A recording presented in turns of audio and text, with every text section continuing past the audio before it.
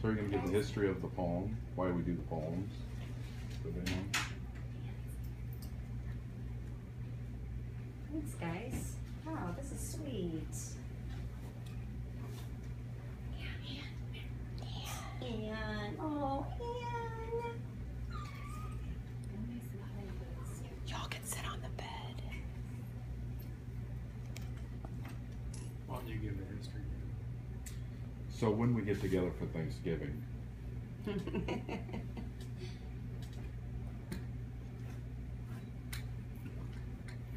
kind of why we're all screwing around fixing dinner and doing everything we always write a stupid, funny, long poem about the day and what's happening. So Kevin wrote a poem about her and us.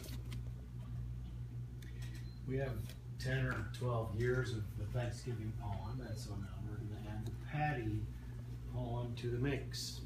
So I'm gonna read that for us as I can get through that, and then I have a short list of things for which I or we can and are thankful, and then we'll just sing a song. So let's go with the poem. For years, we've written poems at family celebrations with moms and dads and kids and cousins and multi-generations. We've laughed and cried and joked and lied and often pointed fingers, musing at the idiosyncrasies of family members that linger. But today we gather with a somber tone with family members all around to laugh and cry a little more, because Patty's gonna get her crown.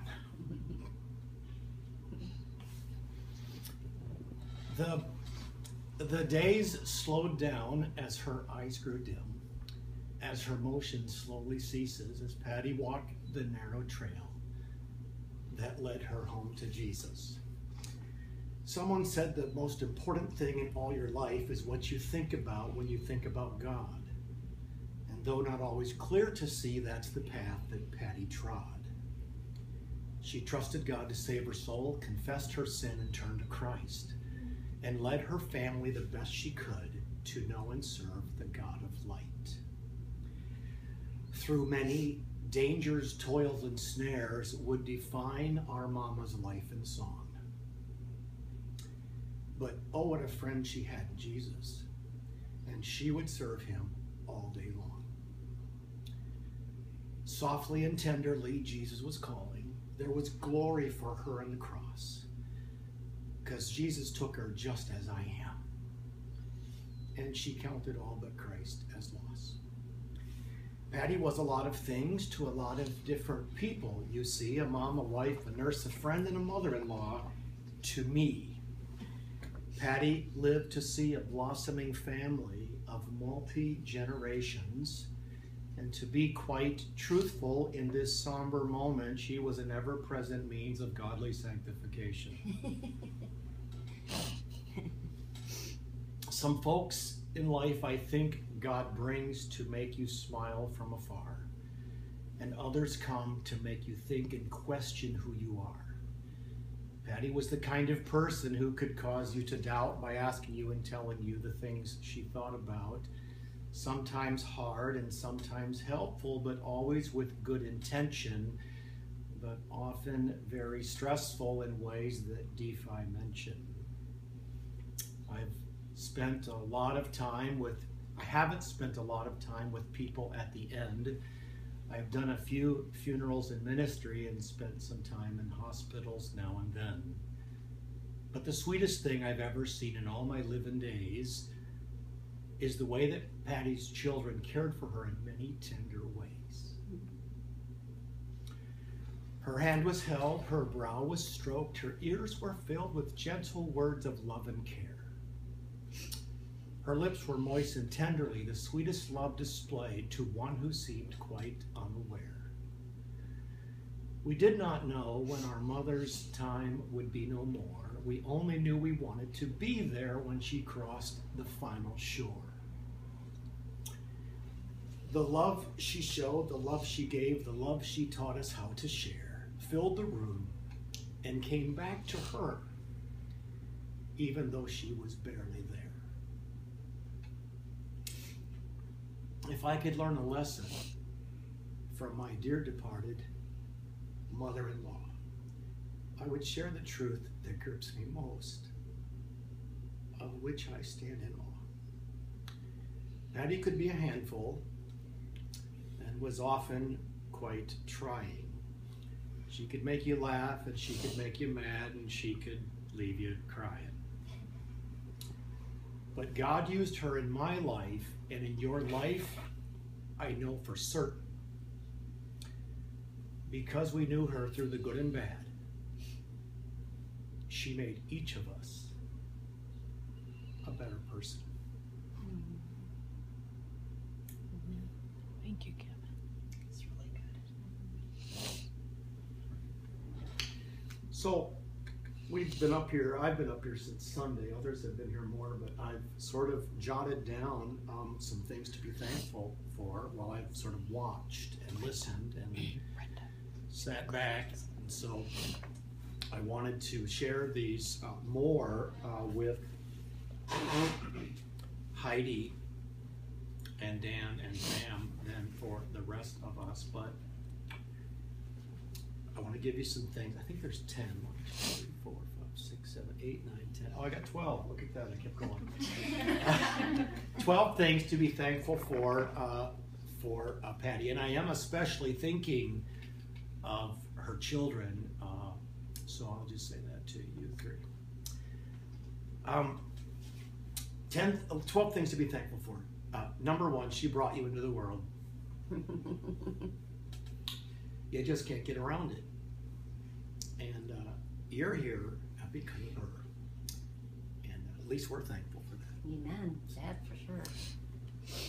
Number 2, she loved you.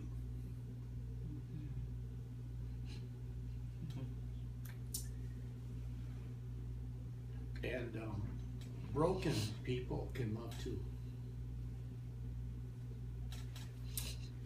Number 3, she took care of you.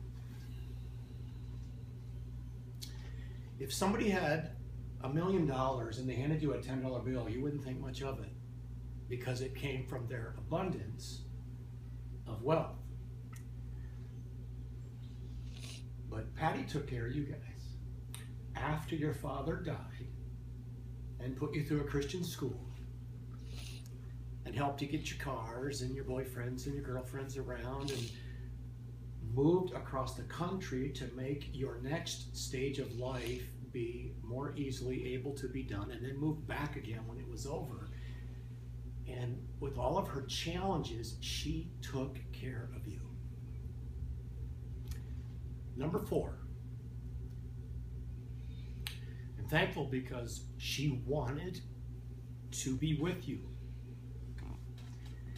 And those of us on the inner family circle know that that's true, and know that at the same time she wanted to be with you because she had many challenges. It was oftentimes difficult, if not impossible, for her to be with you, but she wanted to be with you. And that was as clear as anything ever in her life. Number 5, she modeled to you how to handle money because she didn't have a lot and she had the budget, and I think she even had like the envelope system, so when the envelope's empty, the money's gone, that's the end of the story. And so that's quite the model. Not many people have seen that, and because of the challenges she had and the job she held and the money she handled, she taught you guys how to do that too.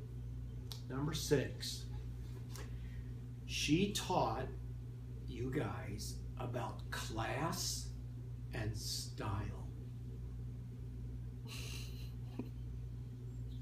And you know it's true. You all 3 of you guys, you know about that, and you're classy and you have good taste and you have style and you know the difference, and you like to look well and you like to have things in order and decorated well and in good condition and organized. And she taught you that because she was the queen of it, and everything had its place and everything was decorated right and every book was in the right place on the shelf. And that was who she was, and she taught you that. And you're three classy people because she was. Number 7, she taught us how to learn. She was always inquisitive and always asking questions and always passing it along and reading books and learning things all along the way. And she taught you to be inquisitive too, and all of you are and still are. And the things that you've done in your lives prove out that you were able to learn. You know, Heidi didn't go to school to sew, and Dan didn't go to school to separate silver off of plastic, and I don't think you went to school to be a broker. And you guys all excelled in these fields because you learned it because your mama taught you how to learn. This one overlaps a little bit earlier, but she taught us how to be neat and tidy because she was. She just was, always was. Number 9 or 8. She helped to teach us how to do the right thing when it was not appreciated or accepted, and that's when it's hard to do the right thing. It's easy to do the right thing when the crowd is doing the right thing and everybody's patting you on the back, and all you've got to do is get caught up in the current of what everybody around you is doing and do the right thing. But there's no honor in that because everybody's doing it, and you guys have done the right thing by her for many, many years, even when she did not appreciate it or didn't like it, or when others may suspect that your motives weren't the best, and she taught you how to do that, and you did it, and you did it well. And the most difficult decisions that some of you have made in your lives have been with regard to your mother, when you made the right decision when it was very difficult, and she taught you that. She taught us people skills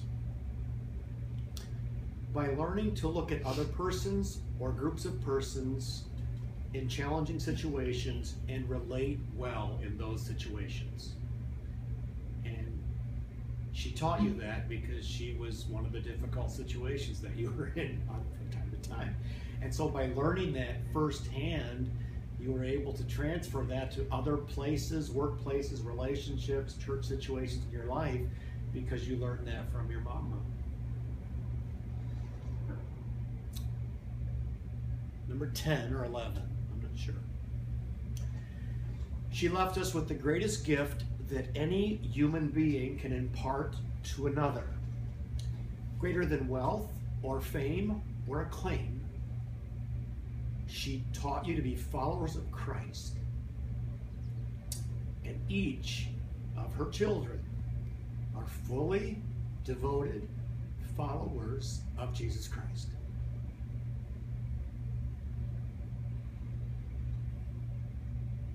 And lastly, from last night,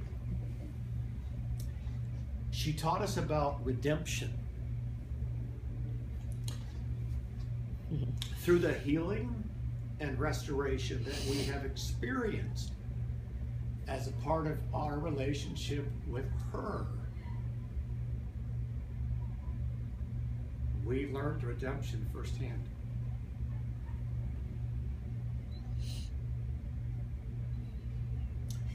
And we've had a lot of challenges.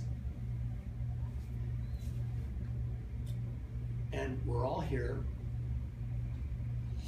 including her. and we all love her through difficulty, and that is redemption at its best.